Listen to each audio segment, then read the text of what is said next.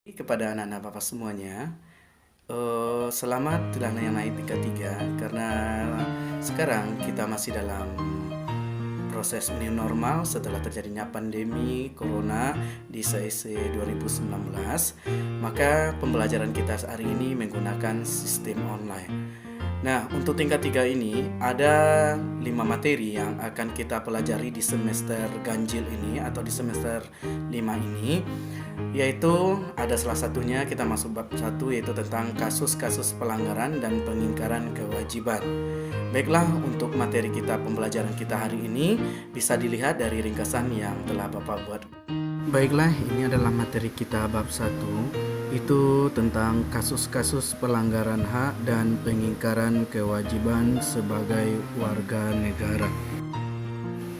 Perhatikan gambar yang Bapak buat. Kegiatan pada gambar menunjukkan adanya pelaksanaan hak dan kewajiban warga negara Indonesia dalam pemilu. Anak-anak Bapak harus mempersiapkan diri dengan baik untuk dapat melaksanakan hak dan kewajiban dalam pelaksanaan pemilu atau demokrasi yang dilakukan oleh negara Indonesia. Baiklah, ini adalah 3 materi yang akan kita pelajari selama bab 1 ini. Yang pertama itu ada makna hak dan kewajiban warga negara. Kemudian yang kedua, kasus pelanggaran hak dan pengingkaran kewajiban warga negara. Dan yang ketiga, penanganan pelanggaran hak dan pengingkaran kewajiban warga negara. Itulah 3 materi yang akan kita pelajari untuk bab 1 ini. Untuk pertama, kita lihat dulu makna hak dan kewajiban warga negara. Hak dari warga negara itu ada 2. Yang pertama ada hak secara sosial dan yang kedua ada hak secara individu. Yang dikatakan dengan hak secara sosial adalah hak untuk mendapatkan kedudukan yang sama di hadapan hukum dan pemerintahan. Sedangkan hak individu itu adalah setiap warga negara berhak untuk mendapatkan kehidupan dan mempertahankan kehidupan serta berhak mendapatkan perlindungan dari siapapun. Baiklah, kita lihat pengklasifikasian hak. Itu ada 3 klasifikasi. Yang pertama ada aspek politik, yang kedua kita lihat dari aspek sosial budaya, dan yang ketiga ada dari aspek ekonomi. Yang pertama kita lihat terlebih dahulu hak warga negara dalam bidang politik. Yang pertama berpartisipasi dalam pemilihan umum. Semua warga negara yang memiliki hak untuk memilih itu harus berpartisipasi dalam pemilihan umum. Contohnya seperti pemilihan presiden, kemudian pemilihan calon legislatif. Kemudian yang kedua, berpartisipasi membangun roda pemerintahan. Dan yang ketiga, membentuk partai politik. Kenapa? Karena guna dari partai politik ini adalah yang digunakan dalam pemilihan umum. Kemudian yang kedua, kita lihat hak warga negara dalam bidang sosial budaya. Semua hak warga negara dalam bidang sosial budaya itu terdapat dalam pasal Undang-Undang Dasar tahun 1945. Kita lihat yang pertama itu adalah hak atas pekerjaan dan penghidupan yang layak bagi kemanusiaan. Itu terdapat pada pasal 27 ayat 2. Kemudian yang kedua, hak atas kebebasan beragama dan beribadat menurut kepercayaan masing-masing. Itu pada pasal 29 ayat 2. Dan kemudian yang ketiga, hak mendapatkan pendidikan yang layak. Itu pada pasal 31 ayat 1. Dan kemudian hak memelihara dan mengembalikan nilai-nilai budaya terdapat pada pasal 32 ayat 1 dan 2. Kemudian selanjutnya hak mendapatkan kesejahteraan sosial pada pasal 34 ayat 1 dan sampai ayat 4. Itu terdapat semua di dalam Undang-Undang Dasar tahun 1945 tentang hak warga negara dalam bidang sosial budaya. Kemudian yang ketiga ada hak warga negara dalam bidang ekonomi, juga terdapat dalam pasal Undang-Undang Dasar tahun 1945, itu pasal 33 ayat 1 sampai ayat 5. yang mana menjelaskan hak warga negara bidang ekonomi itu adalah kewajiban pemerintah untuk menciptakan sistem ekonomi yang mensejahterakan rakyat. Berarti 33 ayat 1 sampai ayat 5 itu membahas tentang kesejahteraan sosial seluruh rakyat Indonesia.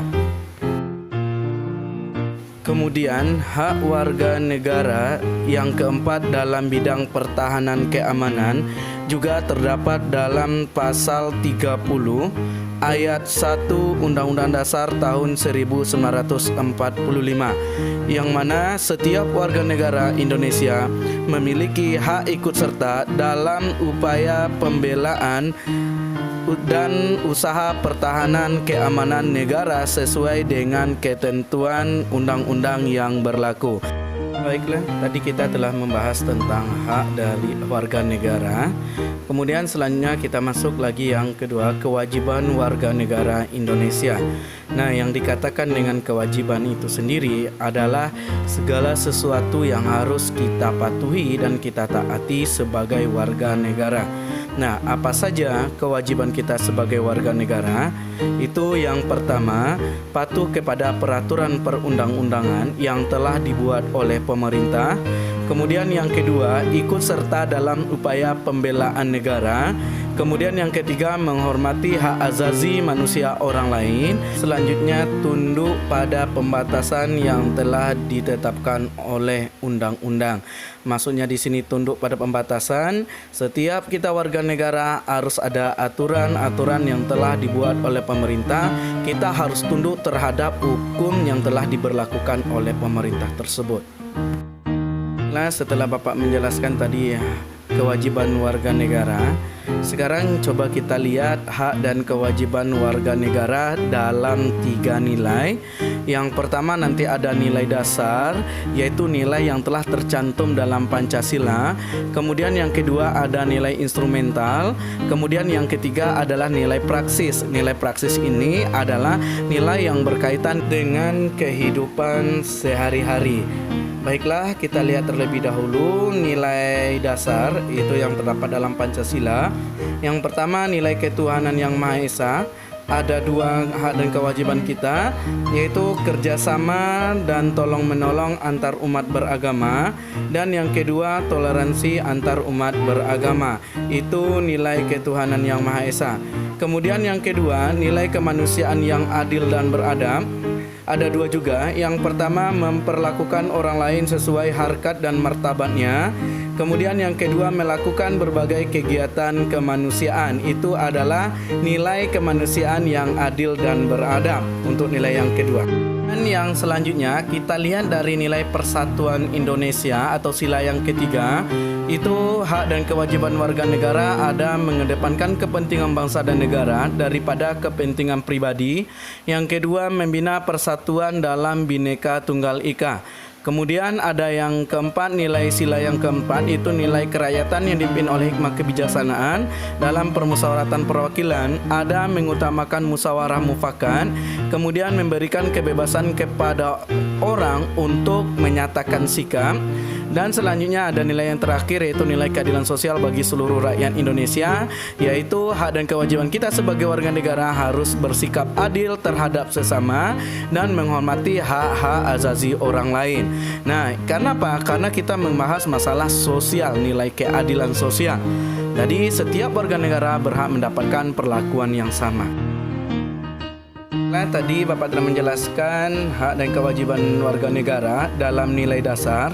Sekarang Bapak menjelaskan hak dan kewajiban warga negara dalam nilai instrumental. Yang dikatakan dengan nilai instrumental itu sendiri adalah merupakan penjabaran lebih lanjut dari nilai-nilai dasar. Ada yang di nilai dasar itu dijabarkan di dalam nilai instrumental. Nah, nilai instrumental tersebut itu berasal dari Undang-Undang Dasar Negara Republik Indonesia dan peraturan perundang-undangan. Adapun contoh hak dan kewajiban warga negara yang dijamin Undang-Undang Dasar Republik Indonesia tahun 1945 itu ada di dalam penjelasan yang di dalam ini. Silakan dilihat. Yang pertama ada kewarganegaraan. Yang kedua, persamaan kedudukan dalam hukum dan pemerintahan pasal 27 ayat 1, pekerjaan dan penghidupan yang layak bagi kemanusiaan pada pasal 27 ayat 2, kemudian bela negara pasal 27 ayat 3, kemerdekaan berserikat pasal 28, kemerdekaan memeluk agama pasal 29 ayat 1 dan ayat 2, serta pendidikan pasal 31 dan pertahanan keamanan pasal 30 ayat 1, dan kebudayaan nasional Indonesia serta perekonomian nasional. Itu adalah contoh hak dan kewajiban warga negara yang dijamin Undang-Undang Dasar tahun 1945. Selanjutnya kita lihat hak yang ketiga, yaitu hak dan kewajiban warga negara dalam nilai praksis, yaitu nilai yang direalisasikan dalam undang-undang itu dalam kehidupan sehari-hari. Kita lihat pada sila yang pertama, itu melaksanakan ibadah sesuai dengan ajaran agama masing-masing, yaitu karena kita membahas tentang ketuhanan yang Maha Esa. Yang kedua, kemanusiaan yang adil dan beradab, yaitu bersikap baik kepada semua orang atas dasar persamaan derajat. Kemudian yang ketiga, adanya persatuan Indonesia, contohnya menjalin pertemanan dengan setiap orang. Dan sila yang keempat, ada menerima dan melaksanakan keputusan musyawarah. Dan sila yang kelima, bersikap hemat dan rajin menabung. Itu adalah contoh hak dan kewajiban warga negara dalam nilai praksis pada sila-sila Pancasila. Baiklah, materi yang telah disampaikan tadi semoga bermanfaat dan bisa dijadikan pembelajaran untuk selanjutnya. Mohon maaf. Assalamualaikum warahmatullahi wabarakatuh.